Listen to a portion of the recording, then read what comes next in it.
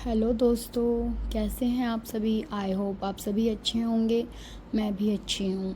तो चलिए आज हम स्टार्ट करते हैं 10th क्लास का भूगोल का पार्ट 1, जिसमें कि जितने भी महत्वपूर्ण प्रश्न हैं उन सभी को मैंने इस PDF में लेने की कोशिश की है, जिसके थ्रू मैं आज आपको सारे ही क्वेश्चंस कराने वाली हूँ। तो सभी बच्चे इसको ध्यान से देखेंगे और जो उन्हें इम्पोर्टेंट लगता है उनको साथ के साथ अपनी एक रफ़ कॉपी में या जो भी उन्होंने नोट्स वाली कॉपी बनाई है उसमें साथ साथ लिखते जाएंगे, जिससे कि आपके लिए ये बहुत ही महत्वपूर्ण होगा कि आपके एग्ज़ाम की तैयारी अच्छे से हो सके और कोई क्वेश्चन ऐसा ना हो जो आपको आते हुए भी छूट जाए। तो चलिए पहला प्रश्न, भूमि को उपयोग की दृष्टि से कितने प्रकारों में बांटा गया है। तो भूमि उपयोग को 6 प्रकार से बांटा गया है। दूसरा प्रश्न है, संसाधन नियोजन का प्रथम चरण क्या होता है। तो जब हम संसाधनों के नियोजन की बात करते हैं तो प्रथम चरण जो होता है वो होता है सर्वेक्षण, यानी कि सबसे पहले संसाधनों का सर्वेक्षण किया जाता है, उसके बाद योजना बनाई जाती है उनको संरक्षित करने की। तीसरा प्रश्न देखिए, संसाधनों के संरक्षण का उद्देश्य क्या है। हमें संसाधनों का संरक्षण क्यों करना चाहिए। तो उसका उत्तर है, भविष्य की आवश्यकता की पूर्ति करने के लिए हमें संसाधनों का संरक्षण करना चाहिए। अगला प्रश्न है, संसाधनों की अनुपलब्धता को क्या कहते हैं। मान लीजिए हमारे पास संसाधन उपलब्ध ही नहीं है तो हम उसे संसाधनों का अभाव कहते हैं।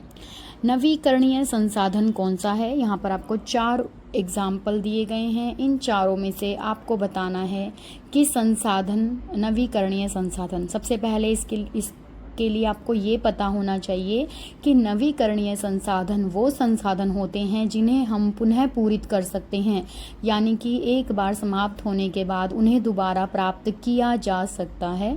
तो उसका उदाहरण होगा सौर ऊर्जा, क्योंकि इसके बार बार उपयोग के बाद भी इसको फिर से उपयोग में लाया जा सकता है, जबकि कोयला, पेट्रोलियम और खनिज तेल जो हैं वो अनवीकरणीय संसाधन के उदाहरण हैं। अगले प्रश्न पे आ जाइए, संसाधनों के सही वितरण के लिए क्या आवश्यक है। तो संसाधनों के सही वितरण के लिए संसाधन नियोजन आवश्यक है। यदि हम संसाधनों का नियोजन नहीं करेंगे, किस तरह से हमें वो इस्तेमाल करने हैं, उनका प्रयोग किस तरीके के करना है, तो हमें समझ नहीं आएगा कि उनका वितरण किस प्रकार से किया जाना चाहिए। इसलिए सबसे पहले हमें उनका नियोजन करना बहुत अनिवार्य है। अगला महत्वपूर्ण प्रश्न है, भारत में भूमि उपयोग का सबसे बड़ा क्षेत्र कौन सा है। तो भारत में भूमि उपयोग का सबसे बड़ा क्षेत्र है उपजाऊ कृषि भूमि। उपजाऊ कृषि भूमि के रूप में भूमि सबसे ज़्यादा उपयोग की जाती है, यहाँ पर वही बताना है। मानव द्वारा संसाधनों के अत्यधिक दोहन से कौन सी समस्या उत्पन्न होती है। तो जब मनुष्य अधिक मात्रा में संसाधनों का दोहन करेंगे तो उससे संसाधन संकट उत्पन्न हो जाएगा, जिसे हम संसाधन संकट समस्या कहते हैं। अगला प्रश्न है, सतत विकास का क्या अर्थ है। ये प्रश्न बहुत इम्पोर्टेंट है और ये आपसे बहुत बार परीक्षाओं में पूछा गया है, तो यहाँ पर मैं इसे एक्सप्लेन कर देती हूँ। सतत विकास क्या होता है। तो सतत विकास का अर्थ होता है वर्तमान आवश्यकताओं की पूर्ति बिना भविष्य से समझौता किए, यानी कि आपको अपनी आवश्यकताओं की पूर्ति इस प्रकार से करनी है कि आपके भविष्य के साथ समझौता ना हो। भविष्य में जो आने वाली पीढ़ियां हैं वो संसाधन उनके लिए भी बचे रह सके, इस्तेमाल करना है। अगला प्रश्न है, वनस्पति और जीव जंतु किस प्रकार के संसाधन हैं। तो वनस्पति और जीव जंतु जैविक संसाधनों में आते हैं। अगला प्रश्न है, जलोढ़ मिट्टी मुख्यतः कहाँ पाई जाती है। तो जलोढ़ मिट्टी गंगा और ब्रह्मपुत्र घाटी में पाई जाती है। गंगा और ब्रह्मपुत्र के जितने भी मैदान हैं, घाटियां हैं, उन सब में जलोढ़ मृदा पाई जाती है, जो कृषि की दृष्टि से बहुत ही उपजाऊ मानी जाती है। भूमि को उपयोग की दृष्टि से कितने प्रकारों में बांटा गया है। तो भूमि को उपयोग की दृष्टि से 6 भागों में बांटा गया है। अगला प्रश्न, मानव संसाधन का मुख्य उदाहरण क्या है। तो मानव संसाधन का मुख्य उदाहरण है शिक्षित जनसंख्या। शिक्षित जनसंख्या को हम मानव संसाधन मानते हैं। भूमि संसाधन का उपयोग कौन से कार्यों के लिए किया जाता है। तो तो कृषि के लिए, वनों के लिए, निर्माण कार्य के, तो उपरोक्त सभी के लिए भूमि का उपयोग किया जाता है। भूमि के कटाव को रोकने के लिए कौन सी प्रणाली उपयुक्त है? तो ये क्वेश्चन भी महत्वपूर्ण प्रश्न बनाता है। तो ये क्या है कि कंटूर हल चलाना, ये मिट्टी के जो कटाव होता है, भूमि का जो कटाव होता है उसको रोकता है, मिट्टी कंटूर विधि। अगला प्रश्न है, भूमि निम्नीकरण से क्या प्रभाव पड़ता है? भूमि निम्नीकरण से क्या प्रभाव पड़ता है? तो भूमि निम्नीकरण से भूमि की जो गुणवत्ता होती है उसमें कमी आ जाती है।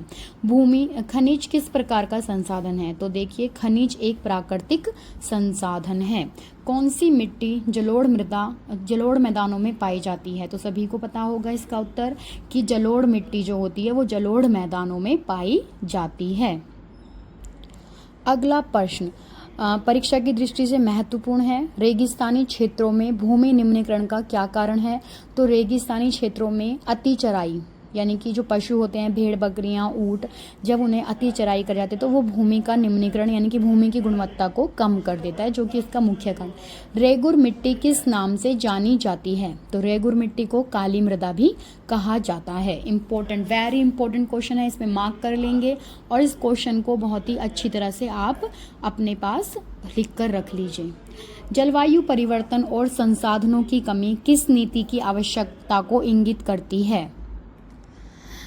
तो जलवायु परिवर्तन और संसाधनों की कमी किस नीति की आवश्यकता को इंगित करती है? सतत विकास नीति, यानी कि जलवायु परिवर्तन हो रहा है और संसाधनों में कमी आ रही है, इसकी वजह से हमें सतत पोषणीय विकास की नीति को अपनाना चाहिए। अगला प्रश्न हम देखते हैं। अगला प्रश्न है हमारा, झूम खेती का संबंध किस क्षेत्र से है? तो झूम खेती का संबंध पूर्वोत्तर भारत से है। पूर्वोत्तर भारत के कुछ राज्य ऐसे हैं जहां पर झूम खेती की जाती है, जैसे कि मिजोरम, मणिपुर, हिमाचल, असम। ये कुछ ऐसे प्रदेश हैं जहां पर झूम की खेती की जाती है। झूम खेती क्या होती है?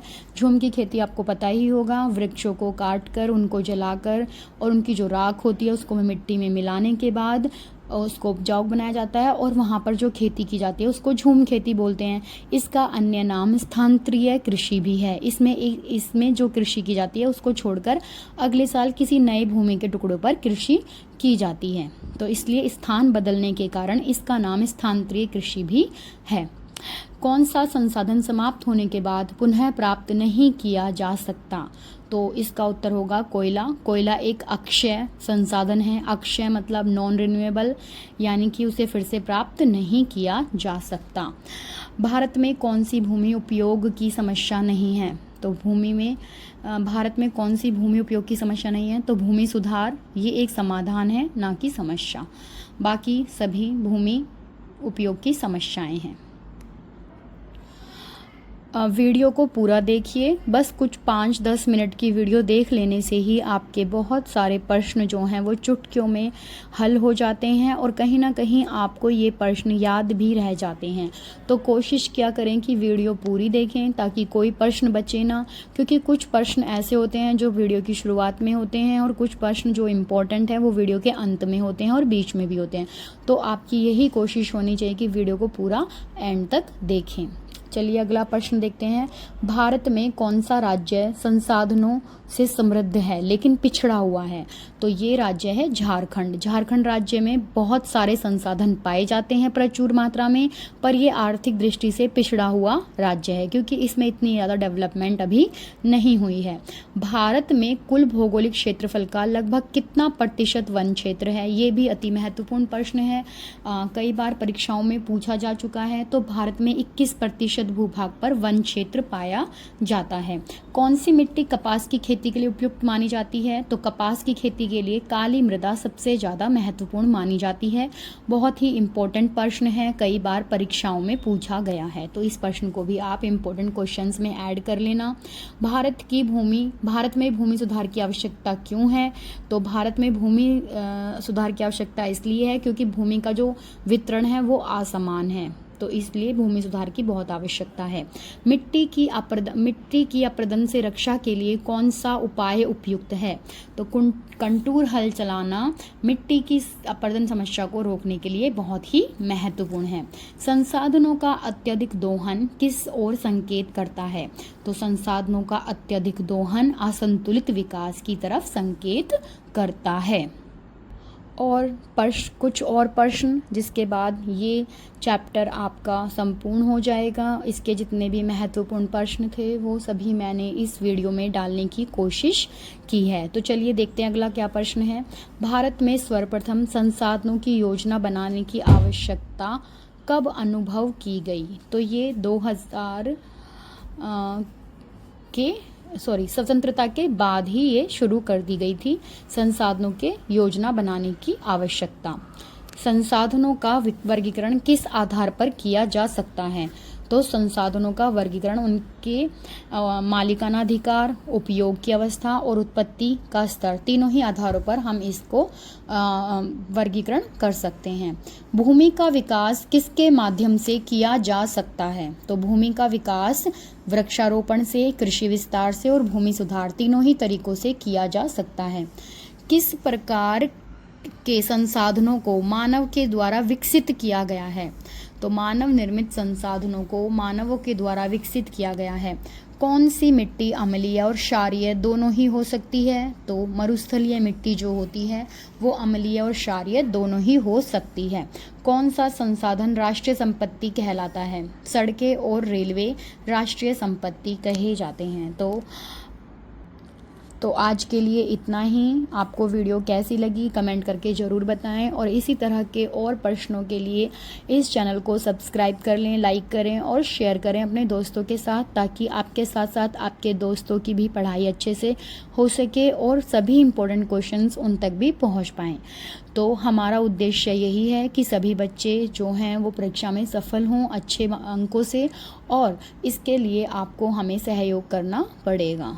तो कैसी लगी आपको ये वीडियो कमेंट करके ज़रूर बताएं, और चैनल को सब्सक्राइब कर लें, बेल आइकॉन ज़रूर दबाएं, क्योंकि जब भी नई वीडियो आएगी तो आपको तुरंत नोटिफिकेशन मिल जाएगा। Thank you.